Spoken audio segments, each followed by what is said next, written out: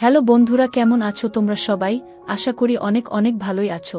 আর তোমাদের ভালোবাসায় আমিও অনেক ভালো আছি, কারণ তোমরা আমাকে যে পরিমাণে ভালোবাসা দিয়েছ এবং সাপোর্ট দিয়েছ তা আমি কোনোদিন ভুলতে পারবো না। তাই তোমাদেরকে মজা দেওয়ার জন্য আবারও একটি নতুন গল্প নিয়ে হাজির হলাম। গল্পটি শোনার মতো, আশা করি তোমাদের দাঁড়িয়ে যাবে এবং তোমরা হাতের কাজ করতে সবাই হেডফোন নিয়ে বসে যাও। আমার শ্বশুর প্রতি রাতে কাজের মেয়েকে নিয়ে নিজের ঘরে যেত এবং যখন সকাল হতো মেয়েটি খোঁড়াতে খোঁড়াতে বাইরে আসত এবং তার অবস্থা খুবই খারাপ থাকত। তার চুল এলোমেলো হয়ে থাকত। আমি যখন তাকে জিজ্ঞাসা করেছিলাম তখন সে বলেছিল যে তোমাদের উপর ঈশ্বরের অভিশাপ বর্ষিত হবে। তখন আমি খুবই অবাক হয়ে গিয়েছিলাম। একদিন এই গোপনীয়তা উদ্ঘাটনের আশায় আমি কাজের মেয়ের জামা পরে শ্বশুরের ঘরে গেলাম এবং সেদিন যেন আমার প্রাণই বেরিয়ে গেল যখন শ্বশুর আমাকে। আমার নাম হল জিজ্ঞাসা। আমি একটি গরিব পরিবারে বড় হওয়া মেয়ে হওয়ার সত্ত্বেও আমার বিয়ে হয় একটি ধনী পরিবারে। বিয়ের আগে আমার জীবন খুবই কঠিন ছিল, কারণ আমরা 6 বোন ছিলাম। আমাদের কোনো ভাই ছিল না। আমাদের মা বাবাও এই পৃথিবীতে ছিলেন না। আমরা বোনেরা যেমন তেমন করেই আমাদের জীবনের দিনগুলো অতিবাহিত করতাম। আমার সাথে যে ছেলের বিয়ে হয়েছিল তাকে তো আমি চিনতাম না। ছেলেটি আমার বড় দিদির শ্বশুরবাড়ির তরফের। ছেলেটির মা ছিল না। তার বোনই আমাকে নিজের ভাইদের জন্য পছন্দ করেছিল এবং এইভাবেই আমার বিয়ে হয়েছিল। আমার থেকে ছোট 3 বোন ছিল এবং তারা প্রত্যেকেই কোনো না কোনো বিষয়ে দক্ষ ছিল। এই জন্য বোনেরা কোনো না কোনো কাজ করে নিজেদের জীবিকা নির্বাহ করেই নিত।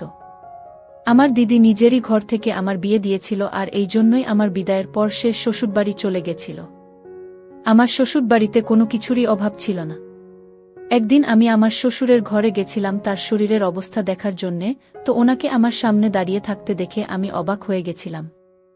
ওনাকে দেখে খুব নিষ্ঠুর মানুষ মনে হচ্ছিল এবং আমি ভয় পেয়ে যত পিছনের দিকে চলে আসছিলাম তত যেন আমার ভয়ে প্রাণ বেরিয়ে যাচ্ছিল। যত ওই মানুষটা আমার দিকে এগিয়ে আসছিল তত আমার স্বামীর বলা কথাগুলো আমার কানে প্রতিধ্বনিত হচ্ছিল। আমার স্বামী আমাকে বারবার বুঝিয়েছিল যে তার বাবার কাছে যেন আমি কখনো না যাই, বাবার ঘরে যেন আমি কখনো না প্রবেশ করি, সম্ভব হলে তার বাবার থেকে সবসময় যেন দূরত্ব বজায় রাখি। এখন আমার স্বামীর বলা সব কথাগুলো আমি বুঝতে পারছিলাম যে কেন উনি আমাকে তার বাবার কাছে যেতে বারণ করেছিলেন। আমি আমার শ্বশুরের কাছে বারবার হাত জোড় করে মিনতি করছিলাম যেন উনি আমার থেকে দূরে সরে যান এবং আমাকে যেতে দেন। কিন্তু ওই মানুষটা আমার কোনো কথাই শুনছিলেন না।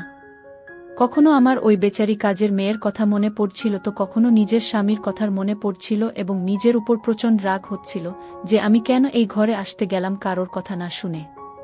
কখনো কখনো কারোর কথা না শুনলে খুবই খারাপ পরিণাম পেতে হয়। না জানে কেন শ্বশুরের সেবা করার ভূত আমার মাথায় চেপেছিল এবং তার জন্যই আমি খাবার নিয়ে শ্বশুরের ঘরে চলে এসেছিলাম। হঠাৎ আমি দেওয়ালের সাথে লেগে গেলাম এবং সেখানে দাঁড়িয়েই প্রচণ্ড কাঁদতে শুরু করেছিলাম এবং জোরে জোরে চিৎকার করতে শুরু করেছিলাম, কারণ আমি খুবই ভয় পেয়ে গিয়েছিলাম এবং আমার স্বামীকে চিৎকার করে ডাকছিলাম। আমি জানতাম যে এই সময়ে ঘরে কেউই নেই যে আমার সাহায্য করতে এগিয়ে আসবে, আমাকে বাঁচানোর মতো ঘরে কেউই ছিল না। হঠাৎই আমার শ্বশুর আমার খুবই কাছে চলে এলেন এবং তারপরে যা হলো সেটা বলা আমার জন্য খুবই মুশকিল, কারণ আমার সাথে যা হয়েছিল তা খুবই ভয়ানক ছিল। আমার অ্যারেঞ্জ ম্যারেজ হয়েছিল এবং আমার বিদায়ের পর আমি শ্বশুর বাড়িতে চলে এসেছিলাম। বিয়ের প্রথম রাতে আমার স্বামীর সাথে আমার খুবই ভালো কেটেছিল, দ্বিতীয় দিনও ভালো কেটেছিল এবং তৃতীয় দিনও কেটে গেছিল। আমি দেখেছিলাম যে সকাল হতেই কাজের মেয়ে এসে আমাদের বিয়ের 2 দিন পর্যন্ত প্রচুর কাজ করে দিয়েছিল, কিন্তু আজ জানি না সে কেন আসেনি এবং কোথায় চলে গেছিল তাও জানি না। আমি যখন আমার স্বামীকে জিজ্ঞেস করেছিলাম তখন উনি খুবই ভয় পেয়ে গেছিলেন। আমি বলেছিলাম যে আজকে কাজের মেয়ে আসেনি, আমি নিজেই খাবার বানিয়ে নেব এবং বাবাকেও তার ঘরে খাবার দিয়ে আসব। আমার স্বামী একথা শুনে বলেছিলেন যে ওনার ঘরে তোমার যাওয়ার কোনো প্রয়োজন নেই, আমাকে খাবার দিয়ে দিও, আমি নিয়ে চলে যাব। আমার স্বামী এটা বলেই আমার হাত থেকে খাবারের ট্রে নিয়ে সেখান থেকে চলে যায়। আমার মনে হয়েছিল হয়তো উনি এমন করছেন কারণ আমি এই বাড়ির নতুন বউ এবং নতুন বউয়ের এত কাজ করা ভালো দেখায় না। আমি এখানকার কাউকে চিনতামও না, আশেপাশের সমস্ত লোক আমার জন্য অচেনা ছিল। বাড়িতে কেবল আমার স্বামী এবং শ্বশুর থাকতেন। কিন্তু আমি দেখেছিলাম যে আমার স্বামী তার বাবার সাথে খুব বেশি কথা বলত না। আমার শ্বশুর অসুস্থ বারণ করতেন। আমি একবার অথবা দুবারই ওনাকে দেখেছিলাম যখন উনি ঘুমাচ্ছিলেন। অনেকদিন আমার স্বামী কাজ করতে যাচ্ছিলেন না। তাই আমি ওনাকে জিজ্ঞেস করেছিলাম যে এখন তো আমাদের বিয়ের অনেক দিন পেরিয়ে গেছে, কিন্তু এখনও আপনি কাজে কেন যাচ্ছেন না? এই প্রশ্নের উত্তর আমার স্বামীর মুখে শুনে আমি কিছুটা অবাক হয়ে গেছিলাম। কারণ উনি বলেছিলেন যে যতদিন না পর্যন্ত নতুন কাজের মেয়ে পাওয়া যাচ্ছে ততদিন পর্যন্ত উনি কাজে যাবেন না, কারণ আমি একা ঘরে থাকতে পারব না এবং উনার বাবার সেবাও করতে পারব না। এই কথা শুনে আমি চুপ করে গিয়েছিলাম। 2-3 জন মহিলা এসেছিলেন ঘরের কাজকর্ম করার জন্য। প্রথম তো সেই মহিলারা কাজ করার জন্য রাজি হয়ে যেত, কিন্তু 2-3 দিন পেরোতে না পেরতেই তারা আমার কাছে এসে বলত যে আমরা এমন বাড়িতে কাজ করতে পারব না যেখানে মেয়েদের কোনো সম্মান দেওয়া হয় না। ওদের কথা শুনে তো আমি অবাক হয়ে যেতাম যে ওরা এরকম কেন বলছে। আমার স্বামী তো আমাকে খুবই সম্মান করেন এবং কোনো মেয়ের দিকে উনি চোখ তুলে তাকান পর্যন্ত না। এই জিনিসটাও আমি লক্ষ্য করেছিলাম যে উনি খুবই সম্মান করার মতো একজন মানুষ। আমি এই ব্যাপারটা যখন আমার স্বামীকে বলেছিলাম তখন উনি আমাকে বলেছিলেন যে ঘরে কোনো মহিলা এলে তার সাথে তোমার কথা বলার কোনো প্রয়োজন নেই। আমি নিজে আমার ইচ্ছে অনুযায়ী একজনকে কাজে নিযুক্ত করে দেব যাকে আমার ইচ্ছে হবে। আমি আমার স্বামীর কথা শুনে চুপ করে এসেছিল কাজের জন্য, কিন্তু সেই মেয়ে সবসময় চুপচাপ থাকত। ঘরেও সে খুবই ভীত সন্ত্রস্ত হয়ে থাকতে এবং আমার সাথেও খুব একটা কথা বলতো না। আমার ছোটবেলাতেই আমার মা বাবার মৃত্যু হয় এবং তখন থেকেই আমার মনে হতো যে আমি আমার শ্বশুরকেই বাবার মতো সেবা করব, ওনাকে নিজের বাবার স্থানে বসাবো। কারণ আমি সব সময় এটাই ভেবেছি যে আমার বাবা নেই, আমি আমার শ্বশুরকেই আমার বাবা হিসেবে মেনে নেব। কিন্তু আমার স্বামী কখনো আমাকে আমার শ্বশুরের কাছেও যেতে দেননি, এমনকি তার কাছে যেতে কঠোর নিষেধাজ্ঞা জারি করেছিলেন। উনি আমাকে বলতেন যে খুবই খারাপ হয়ে যাবে যদি আমি ওনার বাবার ঘরের আশেপাশেও যাই তাহলে। জানি না কেন উনি এত বারণ করতেন। একদিন আমি ঘরে বসে ফোনে নিজের বোনের সাথে কথা বলছিলাম আর কাছেই কাজের মেয়েটি দাঁড়িয়েছিল। ফোন কাটার পরে কথার ছলে আমি ওকে বলেছিলাম যে জানি না কেন আমার স্বামীর কি সমস্যা যে উনি নিজের বাবার সাথে আমাকে কথা পর্যন্ত বলতে দেন না। যখনই আমার মনে হতো যে আমি আমার শ্বশুরের সেবা করব তখনই উনি খুবই রেগে যেতেন। আমি আমার পুরো জীবনে কখনো আমার বাবার সেবা করিনি, সেজন্য আমার মন খুব চায় যে আমি আমার শ্বশুরের সেবা করি। কাজের মেয়েটি আমার দিকে তাকিয়ে আমাকে বলল যে মালকিন, আপনার স্বামী খুবই ভালো করেন যে আপনাকে ওনার বাবার কাছে যেতে দেন না। আর আপনার জন্যও এটা ভালো হবে যে আপনি আপনার শ্বশুরের থেকে দূরে থাকুন। আমি খুবই অবাক হয়ে কাজের মেয়েটির দিকে তাকিয়ে থাকলাম এবং আমার খুবই অদ্ভুত লাগলো যে সেও আমার শ্বশুরের নামে এ ধরনের কথা বলছে। তখন আমার খুবই রাগ হল, কিন্তু আমি চুপ করে গেলাম। একদিন সেই কাজের মেয়ের বাড়িতে কোনো কাজ থাকার জন্য ও তাড়াতাড়ি বাড়ি চলে গেছিল এবং এই কারণে আমাকেই খাবার আমার শ্বশুরের ঘরে নিয়ে যেতে হলো। আমি ওনার ঘরে চলে গেলাম এবং সাইড টেবিলে খাবারের ট্রে রেখে শ্বশুরকে ঘুম থেকে তোলার চেষ্টা করতে লাগলাম। কিছুক্ষণ পরেই উনার চোখ খুলে গেল এবং উনি আমাকে দেখতে লাগলেন। উনি আমাকে কিছু বলতে যেতেন তার আগেই হঠাৎ করে দরজা খুলে গেল এবং আমার স্বামী আমার শ্বশুরের ঘরে এলেন ও আমার হাত ধরে আমাকে সেই ঘরের বাইরে নিয়ে চলে গেলেন। আমি খুবই ভয় পেয়ে গেছিলাম এবং ওনাকে বললাম যে কি হয়েছে আপনার? আপনি এভাবে আমাকে টেনে কেন বাইরে নিয়ে চলে এলেন? উনি রেগে আমাকে বললেন যে তোমাকে কতবার বারণ করেছিলাম যে আমার বাবার ঘরে যেও না, কিন্তু আমার বোঝানো কথাগুলো তো কিছুতেই তুমি বুঝবে না। আমার বলা সত্ত্বেও তুমি বাবার ঘরে চলে গেলে। যদি কিছু হয়ে যেত তাহলে আমার থেকে খারাপ আর কেউ হতো না। আমি আমার স্বামীর কথা কিছুতেই বুঝতে পারছিলাম না যে উনি আসলে বলতে কি চাইছেন। জানি না উনি এরকম কেন করছিলেন। আর এতে এত রাগ করার মতো কি হয়েছে যে হাত ধরে টানতে টানতে উনি আমাকে ঘরের বাইরে নিয়ে চলে এলেন এবং আমাকে ঘরে নিয়ে এসে দরজা বন্ধ করে দিলেন। আমি আমার স্বামীর ব্যবহার কিছুতেই বুঝতে পারছিলাম না যে উনি ওনার বাবাকে এত অপছন্দ কেন করেন। উনার বাবাকে তো আমার ভালো মানুষ বলেই মনে হয়, কিন্তু ধীরে ধীরে বুঝতে পারলাম যে রহস্য তো কিছু একটা অবশ্য আছেই, যে কারণে আমার স্বামী তার বাবার কাছ থেকে আমাকে দূরে রাখেন। একদিন হঠাৎ আমার শরীর খুবই খারাপ হয়ে গেছিল এবং যার কারণে আমি উঠতে পর্যন্ত পারছিলাম না। দুপুরবেলা যখন আমার চোখ খুলল তখন আমি বাইরে গেলাম আর দেখতে পেলাম যে আমার শ্বশুরের ঘর থেকে কাজের মেয়েটি বেরিয়ে আসছিল। কিন্তু সে খুবই কষ্টে হেঁটে আসছিল। তার অবস্থা দেখে আমার খুবই অদ্ভুত লেগেছিল। জানি না কেন ওর কি হয়েছিল, ওর পুরো চেহারা ঘামে ভিজে গেছিল এবং চুলও এলোমেলো ছিল। ওর অবস্থা এতই খারাপ ছিল যে ওকে দেখে আমি চিন্তিত হয়ে পড়েছিলাম। মেয়েটির কাছে গিয়ে আমি ওকে জিজ্ঞেস করেছিলাম যে ওর কি হয়েছে।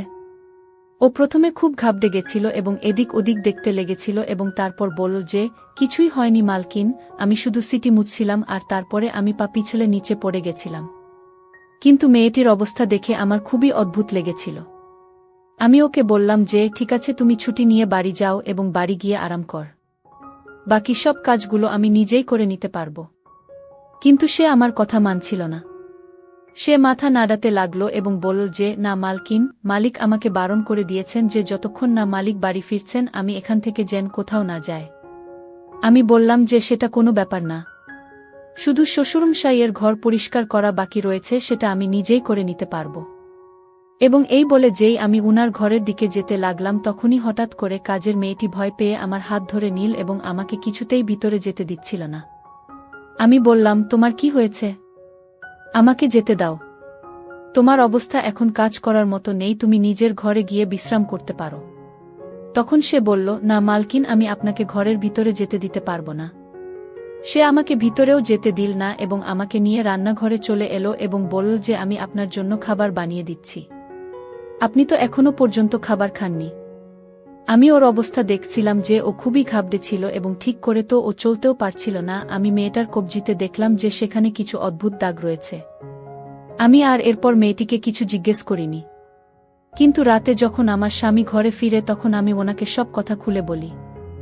সে বলে যে হয়তো কাজের মেয়েটির সাথে তার স্বামীর ঝগড়া হয়েছে এবং ঝগড়ার পরেই সে এখানে এসেছে। তাতে তোমার কি যায় আসে? নিজের কাজের প্রতি খেয়াল রাখো। কোনো কাজের মেয়েকে এত প্রশ্ন জিজ্ঞেস করার কোনো প্রয়োজন নেই, না হলে সে কাজ ছেড়ে চলে যাবে।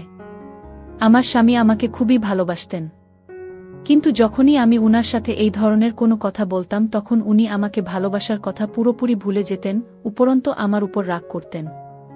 আমার স্বামী আমাকে বললেন যে অন্যদের খোঁজখবর নেওয়া বন্ধ করো এবং চুপ করে শুয়ে পড়ো। এইটা বলে তিনি নিজে শুয়ে পড়লেন। কিন্তু আমার একদমই ঘুম আসছিল না। রাতে তখন ঠিক কটা বাজে ঠিক জানি না, আমার হঠাৎ চোখ খুলে গেল এবং আমি ঘরের বাইরে বেরোলাম। হঠাৎই আমার শ্বশুরের ঘরের থেকে কারোর আওয়াজ শুনতে পেলাম। আমি এমন মনে হচ্ছিল যেন আমার শ্বশুর কাউকে বকাঝকা করছেন। আমি খুবই চিন্তিত হয়ে পড়লাম যে এত রাতে আমাদের বাড়িতে তো কেউই থাকে না। তাহলে আমার শ্বশুর এভাবে কার সাথে ঝগড়া করছেন আর কাকেই বা এত বকছেন? আমি তাড়াতাড়ি আমার স্বামীর কাছে গেলাম এবং তাকে জাগানোর চেষ্টা করলাম। আমি ওনাকে ঝাঁকানি দিয়ে জাগিয়ে তুললাম, তো উনি খুবই রেগে গিয়ে আমাকে বললেন যে কি হয়েছে তোমার? এত রাতে এভাবে চিৎকার করছো কেন? আমি ওনাকে বললাম যে জানি না বাবার কি হয়ে গেছে, উনি কারো সাথে ঝগড়া করছেন। যান আপনি দেখে আসুন যে ঘরে কে আছে। আমার স্বামী তখন খুবই ভয় পেয়ে গেলেন এবং আমাকে বললেন যে তুমি এখন শুয়ে পড়ো, নিশ্চয়ই তোমার কোনো ভুল ধারণা হয়েছে। আমার স্বামী কিছুতেই ঘরের বাইরে গেলেন না এবং আমাকে বারবার বলছিলেন যে তুমি শুয়ে পড়ো, কোনো ধরনের আওয়াজে আসছে না। কিন্তু আমি পরিষ্কার আমার শ্বশুরের গলার আওয়াজ শুনতে পাচ্ছিলাম। আমি খুবই চিন্তিত হয়ে পড়লাম এবং আমার স্বামীকে রাগের সাথে বললাম, আপনার তো নিজের বাবার জন্য কোনো চিন্তাই হয় না। আমি আপনাকে কতক্ষণ ধরে বলছি যে আপনার বাবা কারো সাথে ঝগড়া করছেন, কিন্তু আপনার কানে তো কোনো আওয়াজই আসছে না। আমি নিজেই গিয়ে দেখছি এবার। আমি যখনই যেতে চাইলাম তখনই উনি আমার হাত ধরে এমনভাবে ধাক্কা দিয়ে আমাকে বিছানায় বসিয়ে দিলেন যে আমি ব্যথায় কাতর হয়ে পড়লাম। উনি আমাকে বললেন যে এখানেই শান্তি সহকারে বসে যাও, তোমার কোথাও যাওয়ার কোনো প্রয়োজন নেই। আমি নিজেই গিয়ে দেখে আসছি। একটা কথা তোমাকে আমি যতবারই বোঝাই না কেন তুমি কিছুতেই বুঝতে চাইছ না। সে বেরোনোর সময় ঘরটাকে তালা মেরে দিয়ে গেল এবং রেগে আমাকে বলল যে বাইরে আর বেরোনোর চেষ্টা করবে না। আমি চুপচাপ গিয়ে নিজের বিছানায় শুয়ে পড়লাম, কিন্তু আমার বারবার নিজের শ্বশুরের কথায় মাথায় আসছিল। আমি একদমই ঘুমাতে পারিনি কারণ আমার মাথায় সারাক্ষণ চিন্তা ঘুরপাক খাচ্ছিল। পরের দিন আমার স্বামীর ওঠার আগেই আমি ঘুম থেকে উঠে পড়েছিলাম এবং স্বামীর জন্য খাবার বানাতে চলে গেছিলাম। আমি রান্নাঘরে দাঁড়িয়েছিলাম এবং উনার জন্য খাবার বানাচ্ছিলাম, কিন্তু ততক্ষণে ও কাজের মেয়েটি আমাদের বাড়িতে আসেনি। আমি অস্থির হয়ে পড়েছিলাম কারণ আমার শ্বশুরের খাবারের সময়ও হয়ে গেছিল, আর আজ তো কাজের মেয়েটি খুবই দেরি করছে আসতে। আমার শ্বশুরকে তো খাবারের পরে ওষুধও খেতে হয়। তখন আমার স্বামী উঠে এলেন, তখন আমি ওনাকে এটা বলায় উনি বললেন যে ওষুধ দেওয়ার কোনো প্রয়োজন নেই। যখন কাজের মেয়েটি এসে যাবে নিজেই সে খাবার আর ওষুধ দিয়ে দেবে। আমি উনাকে বললাম যে আপনার কি হয়েছে? আপনি নিজে তো না ওই ঘরে যাচ্ছেন জন্য আর না তো আমাকে যেতে দিচ্ছেন, এটা খুবই খারাপ করছেন আপনি। আমি স্বামীকে বোঝানোর চেষ্টা করছিলাম, তো উনি রেগে আমার দিকে তাকালেন এবং বললেন ওনার জন্য চিন্তা করার কোনো প্রয়োজন নেই। উনি আমার বাবা, আর আমি যখন ওনার জন্য কোনো চিন্তা করি না তখন তোমাকেও ওনার জন্য কোনো চিন্তা করতে হবে না। এরপর আমার স্বামী রেগে গিয়ে খাবার না খেয়ে অফিসের জন্য বেরিয়ে পড়লেন। আমি অনেকবার ভেবেছিলাম যে নিজেই গিয়ে শিশুরের জন্য ওষুধ আর খাবার দিয়ে আসব, কিন্তু তারপরে আমি চুপ করে গেলাম। কাজের মেয়েটি খুব দেরিতে বাড়ি এসেছিল, ওর শরীর খুবই খারাপ দেখাচ্ছিল। আমি ওকে বললাম যে তোমার যদি শরীর ঠিক না থাকে তাহলে তুমি আজকে ছুটি নিয়ে নিতে পারতে, তোমার আসার কোনো প্রয়োজনই ছিল না। তখন সে বলল, না মালকিন, আমি চাই না যে আমার সাথে যা যা হয়েছে সেটা আপনার সাথেও হোক। আপনার শ্বশুর আপনার সাথে কিছু খারাপ কাজ করুক অথবা আপনাকে ওনার ঘরে গিয়ে ওনার সেবা করতে হোক। আমি আশ্চর্য হয়ে কাজের মেয়েটির দিকে তাকিয়েছিলাম, জিজ্ঞেস করলাম যে তুমি বলতেটা কি চাইছ? কি হয়েছে তোমার সাথে? তোমার এই কথার মানেটা কি? কিন্তু সে আমাকে কিছুই বলতে রাজি হচ্ছিল না, শুধু এটাই বলল যে এই কথাটাকে এখানেই শেষ করে দিন মালকিন। নিজের খেয়াল রাখুন এবং এই বাড়িটাকেও দেখে শুনে রাখুন। আমি তো ভাবতেও পারি না যে আপনি কিভাবে এই বাড়িতে থাকেন। আমার কোনো উপায় না থাকায় এবং আমার সন্তানদের জন্য আমি এখানে কাজ করতে আসি, না হলে এখানে তো কোনো মহিলাই কাজ করতে চাইবে না। আমি জানি না আপনি এতদিন কিভাবে বেঁচে রয়েছেন। এরপরে মেয়েটি খাবারের ট্রে নিয়ে আমার শ্বশুরের ঘরের দিকে চলে যায়। এরপরে আমি চুপচাপ নিজের কাজে ব্যস্ত হয়ে পড়ি এবং রান্নাঘরের সব কাজ শেষ করে হোলঘরে এসে বসে যায়। এরপর আমি দেখি যে কাজের মেয়েটি আমার শ্বশুরের ঘর থেকে খোঁড়াতে খোঁড়াতে বেরিয়ে আসছে এবং এটা দেখে আমি খুবই আশ্চর্য হয়ে যাই। আজকে ওর অবস্থা আরও খারাপ ছিল। আমি খুবই চিন্তিত হয়ে কাজের মেয়েটিকে দেখছিলাম, হঠাৎই ও পড়ে যেতে যেতে বাঁচল। আমি ওকে গিয়ে সামলে নিলাম এবং জিজ্ঞেস করলাম, তোমার কি হয়েছে? আমি ওর চোখ থেকে গড়িয়ে পড়া জল দেখছিলাম এবং এরকম মনে হচ্ছিল যেন ও খুবই কষ্টে নিজের জল আটকাচ্ছিল। এরপরে ও খুবই ভয় পেয়ে আমাকে বলল যে মালকিন, আমাকে নিজের ঘরে যেতে হবে, আমার মেয়ের শরীর ভালো নেই। এই কথা বলেই সে চলে গেল। কিন্তু আমি জানতাম কিছু তো একটা ব্যাপার আছে, এমন কিছু একটা চলছে যার কারণে ও এইভাবে চলে গেল। এরপর আমি ঘরে চলে এলাম, কিন্তু হঠাৎ করে আমি বাইরে থেকে অদ্ভুত কিছু আওয়াজ শুনতে পেলাম। আমি যখন ঘরের বাইরে বেরোলাম তখন দেখলাম যে আমার ঘরের বাইরে আগুন জ্বলছিল এবং যেন কোনো একটা জিনিস পুড়ে যাচ্ছিল। আমি তাড়াতাড়ি বাইরের দিকে দৌড়ে চলে গেলাম। আমার এরকম মনে হচ্ছিল যেন কিছু ছবির অ্যালবাম পুড়ে যাচ্ছে যেখানে আগুন লাগানো হয়েছে। আমি তাড়াতাড়ি ওই আগুনে জল ঢেলে দিলাম এবং আমি খুবই ভয় পেয়ে গেছিলাম। অ্যালবামে আমি কোনো মহিলার ছবি দেখতে পেলাম। আমি তাড়াতাড়ি আমার স্বামীকে ফোন করলাম এবং কিছুক্ষণের মধ্যেই উনি বাড়ি চলে এলেন এবং আমাকে দেখতে লাগলেন। আমার জন্য চিন্তা করতে করতে বললেন যে তুমি ঠিক আছো তো? আমি বললাম যে আমি ঠিক আছি, কিন্তু দেখুন জানি না কে এভাবে এই ছবিগুলোতে আগুন লাগিয়ে দিয়েছে এবং সেগুলো এখানে পড়েছিল।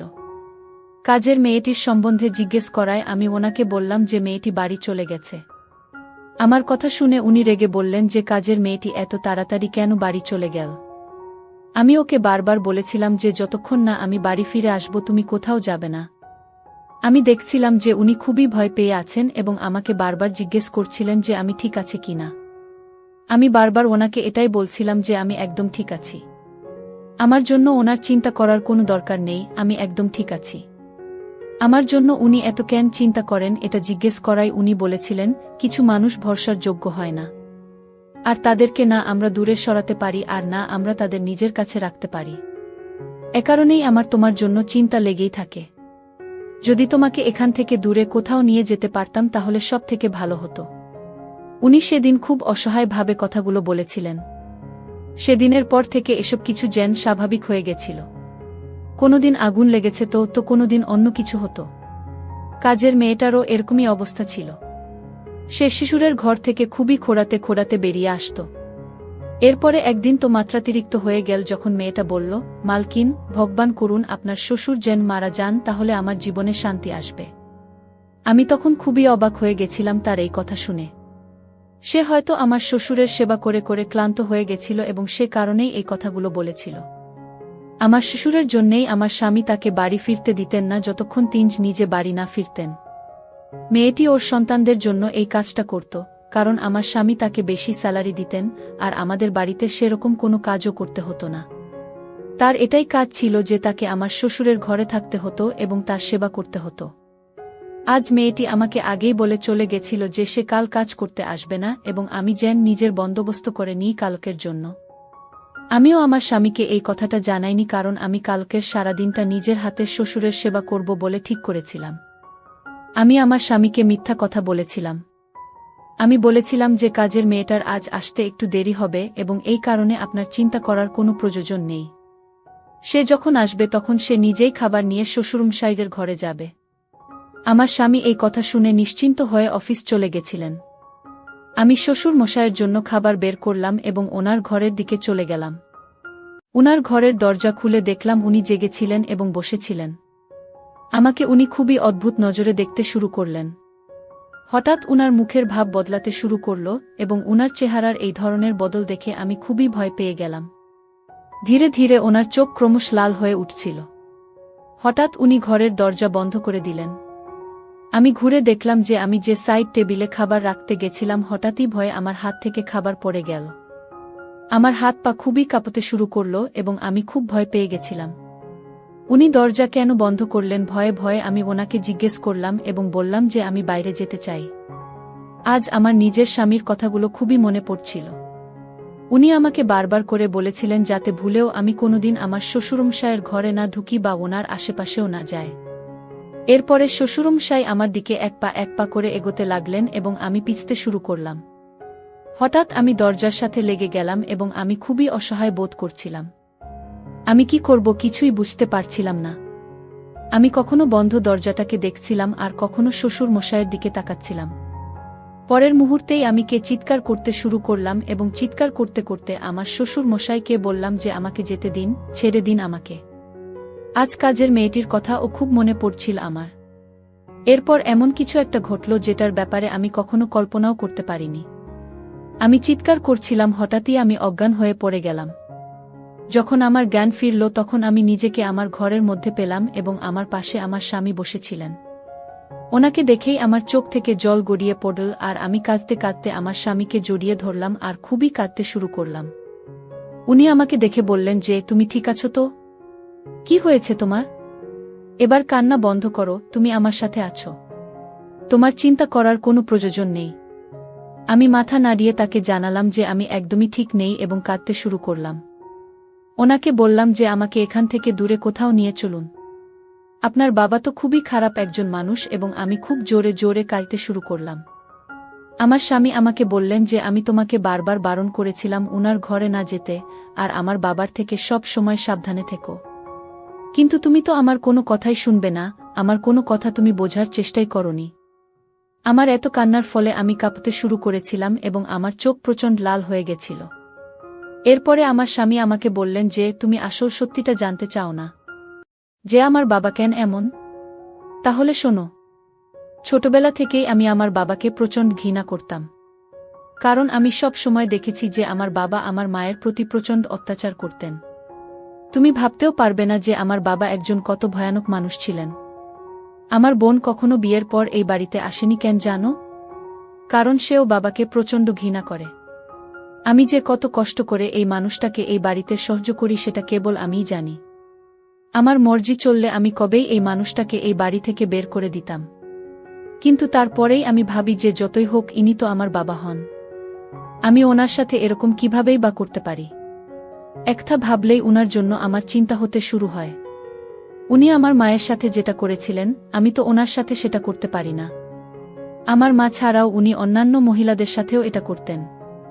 হঠাৎ স্বামীর চোখ থেকে জল গড়িয়ে পড়ছিল এবং আমি ওনাকে দেখছিলাম। উনার এরকম অবস্থা দেখে আমার খুবই কষ্ট হচ্ছিল। আমার এরকম মনে হচ্ছিল যেন এর পরের সত্যি বলার অবস্থাতে উনি নেই। এর শ্বশুরমশাইয়ের এই ধরনের সত্যি জানতে পেরে আমি তো বিস্মিত হয়ে গেছিলাম। স্বামীকে বললাম যে আমাকে সব সত্যিটা খুলে বল। প্রথমে তো উনি চুপ হয়ে গেছিলেন, আমাকে বলতে চাইছিলেন না। তারপরে বললেন, যখন আমরা ছোট ছিলাম তখন আমরা দেখতাম যে আমার বাবা মহিলাদের ভীষণ ঘৃণা করতেন। ওনার ভীষণ রাগ হতো এবং উনি আমার মায়ের গায়ে হাত তুলতেন। আমার মাকে উনি ভীষণ মারতেন। ওনার এই কাজের জন্য আমরা সব ভাইবোন ওনাকে খুব ভয় পেতাম। আমি বাবাকে থামানোর বহু চেষ্টা করেছি, বাবা আমাকে কিছু বলতেন না। কিন্তু আমার বোনদের খুব মারতেন। কারণ আমার বোনদের একটাই দোষ ছিল যে তারা মেয়ে ছিল। এ কারণে আমার বোনেরাও আমার বাবাকে খুব ঘৃণা করত। আমিও ওনাকে খুব ঘৃণা করতাম, কিন্তু ওনাকে কখনো সামনে থেকে বলতে পারিনি। সময় পেরোতে লাগল এবং আমার বাবা আমার মায়ের উপর এত বেশি অত্যাচার করত যে শেষ পর্যন্ত আমার মা এ অত্যাচার সহ্য করতে না পেরে সুইসাইড করে নিজের জীবন শেষ করে দিয়েছিল। শুধুমাত্র এই মানুষটার জন্য আমার যা নিজের জীবন শেষ করে দিয়েছিল এবং আমাদের একা ছেড়ে চলে গেছিল। এরপরে আমি আমার বোনদের রক্ষা করেছিলাম, তাদের বিয়ে দিয়েছিলাম, কারণ আমি বোনেদের ভবিষ্যৎ নষ্ট করতে চাইনি যে তারা এই বাড়িতে থেকে আমার বাবার কাছে প্রতিনিয়ত মার খেতে থাকুক। বাবার কোনো কালেই সন্তানদের প্রতি যত্ন ছিল না। এই কারণেই আমি আমার বাবাকে খুব ঘৃণা করতাম। সময় পার হতে লাগল এবং উনি এই কথাটা বুঝতে পেরেছিলেন যে ওনার অত্যাচারের কারণেই উনার স্ত্রী সুইসাইড করেছিল। এরপর থেকে উনি মহিলাদের খুব ভয় পেতেন। আমার মা ওনার স্বপ্নে আসত এবং ওনাকে বলত যে যা কখনই আমার বাবাকে ক্ষমা করবে না। এ কারণেই আমার বাবা এরপর থেকে মহিলাদের খুব ভয় পেতে শুরু করলেন। ওনার কাছে যখনই কোনো মহিলা যেতেন তখনই উনি খুবই রাগী আচরণ করতেন তাদের সাথে এবং মহিলাদের মারতে যেতেন। উনি মহিলাদের দেখে খুবই রেগে যেতেন অথবা পাগলের মতো ব্যবহার করতেন। এজন্যই আমি তোমাকে আমার বাবার সামনে নিয়ে যেতে চাইনি। আমি চাইনি যে তুমি কখনোই আমার বাবার সত্যিটা জানতে পারো। এসব বলেই আমার স্বামী চুপ করে গেছিলেন। উনি নিজের চোখের জল লুকিয়ে এ সমস্ত কিছু বলছিলেন। বলার পরে লজ্জায় তিনি কাঁদতে শুরু করলেন। লজ্জার ফলে তিনি চোখের পলক নামিয়ে নিয়েছিলেন। আমার এরকম মনে হচ্ছিল যেন নিজের বাবার এই ব্যবহারের কথা বলতে খুবই লজ্জিত বোধ করছিলেন। আমি অবাক হয়ে গিয়েছিলাম যে একজন মানুষের মহিলাদের প্রতি এত ঘৃণা কি করে থাকতে পারে। এর উত্তর জানার জন্য আমি আমার স্বামীর দিকে তাকালাম এবং বললাম, আপনার বাবার মহিলাদের প্রতি এত ঘৃণা কেন হয়েছিল যে তিনি নিজের স্ত্রীর উপরেই এত অত্যাচার করতেন? আমার স্বামী এই কথা শুনে চুপ করে গেলেন এবং বলেন যে এর থেকে বেশি আমি তোমাকে কিছুই বলতে পারব না। আমি ওনার কাছে জেদ করতে লাগলাম কারণ আমাকে জানতেই হতো কোনো একটা কারণ তো নিশ্চয়ই থাকবে যার জন্য উনি মহিলাদের এত ঘৃণা করতেন। সুরমশাই কি নিজের মাকেও এইরকমই ঘৃণা করতেন? স্বামীকে আমি এই কথা জিজ্ঞেস করার চেষ্টা করছিলাম কিন্তু উনি আমাকে কিছুই বলতে চাইছিলেন না। হঠাৎ উনি আমাকে বললেন যে উনি সব মহিলাকে এভাবেই ঘৃণা করতেন। আমি আমার স্বামীর দিকে তাকালাম এবং বললাম, জানো, যখনই কোনো কাজের মেয়ে শ্বশুরের ঘরে ঢুকত ওনার সেবার জন্য, তখন উনি ওর সাথেও এইরকমই করতেন। মেয়েদের উপর তিনি অত্যাচার করতেন এবং তাদের খুবই খারাপ অবস্থা করে তিনি বাইরে যাওয়ার অনুমতি দিতেন। শ্বশুর মশাই কাজের মেয়েদেরও মারতেন। আমার স্বামী বললেন যে আমি এ সমস্ত কিছুই জানি কিন্তু আমি বাধ্য ছিলাম। যদি আমি চাইতাম তাহলে আমি নিজেও সেবা করতে পারতাম বাবার, কিন্তু কোনোদিনই আমি ওনাকে সেবার যোগ্য মনে করিনি। ওই মানুষটা একজন মানুষ নয় বরং মানুষের মুখোশ পরে থাকা এক শয়তান, যে শয়তান মেয়েদের উপর যথাসাধ্য অত্যাচার করত। উনি আমার মা, বোন, এমনকি বহু মহিলার সাথে যে আচরণ করেছেন তার জন্য আমি ওনাকে কখনো ক্ষমা করতে পারব না। উনি একজন নিষ্ঠুর মানুষ আর এখন তো উনি আমার স্ত্রীর গায়েও হাত তুলেছেন। আমি জানি এখন পাগল উনি, নিজের হুঁশে নেই, কিন্তু আমার খুবই খারাপ লাগছে তোমার গায়ে ওনার হাত উঠানো উচিত হয়নি। আমি এই কারণেই তোমাকে বাবার কাছ থেকে সব সময় দূরে রাখার চেষ্টা করতাম। তোমার যাতে কখনো কোনো ক্ষতি না হয় সেই নিয়েই আমার ভয় ছিল, আর তোমার সাথে ঠিক সেটাই ঘটেছে। ওনার হয়ে আমি তোমার কাছে ক্ষমা প্রার্থী। আমি আমার যথাসাধ্য চেষ্টা করেছিলাম তোমাকে আটকানোর, কিন্তু তোমার মাথায় তো ওনার সেবা করার ভূত চেপে গেছিল। এবার দেখে নিয়েছ তো সেবা করার পরিণাম। একজন মানুষের সেবা গ্রহণ করার জন্য যোগ্যতার প্রয়োজন হয়, কিন্তু আমার বাবা মহিলাদের সেবার যোগ্য নন। যে পুরুষ কোনো মহিলার গায়ে হাত তোলে পৃথিবীর সবথেকে খারাপ মানুষ। আমি আমার স্বামীর দিকে তাকিয়েছিলাম এবং ভাবছিলাম যে উনি আমার জন্য কতই না চিন্তা করেন। আমার তো খারাপ লাগছিল আমার শ্বশুরের জন্য। একটা মানুষ এতটা অত্যাচারী কিভাবে হতে পারে? মানুষটা নিজের মেয়েদের, নিজের স্ত্রীকে, এমনকি নিজের ছেলেকে হারিয়ে ফেলার পরও অত্যাচারী রয়ে গেছেন। পাগল হওয়ার পরও তিনি অত্যাচার বন্ধ করতে ভুলেননি এবং এই জিনিসটাই আমাকে খুব অবাক করত। ধীরে সময়ের সাথে সাথে আমার শ্বশুর একদমই পাগল হয়ে যাচ্ছিলেন, তার কোনো বিষয়ে হুঁশই ছিল না। ধীরে ধীরে তো উনি সব কিছু ভুলতে লেগেছিলেন আর নিজেকেই নিজে জখম করছিলেন।